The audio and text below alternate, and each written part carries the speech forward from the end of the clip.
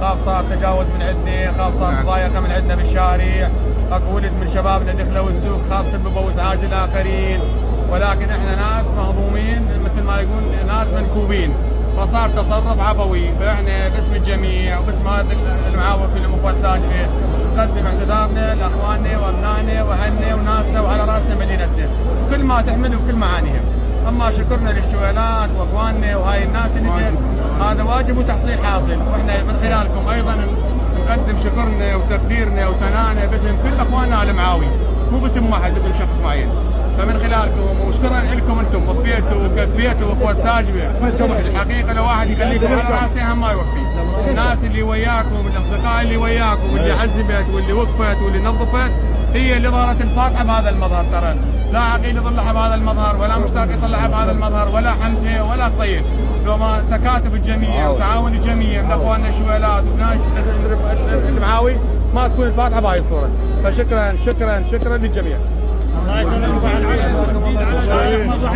اخواننا الشيوخ بيت موحان الخير الله وشيوخ الشويلات عامه اللي موجودين، اللي تلقوا الخطه ورحبوا وقاموا هذا مجلس الفاتحه، وان شاء الله مجلس ناجح، والف شكر لكل عمامنا والكل من واسانا. نذكر بيت موحان وما يقول ابوه، ما هذا احنا شكرناهم واخواننا واعزاز علينا واهلا وسهلا بهم.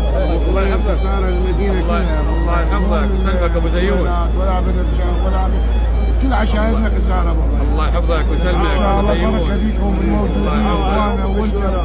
انا دائما موقف اذكره لابو طيب، من ردنا التشييع مريض، الله شاهد مريض، وقلنا له مريض، قال احترم نفسك وصير ادمي، حطني بعربانه وخلني قدامك. الله يسلمك ابو جاسم ما يسمع والله، شاخلي انا يا شباب اخوة تاجنا وفيتوا وكفيتوا. الليله ورا ما نخلص هذه احنا بعد راح ننتقل لغادي لبيتنا نروح. فاتحتنا منا لسبعه ببيتي، والسابع ببيت صغير غاد بالحرم بالعباديه.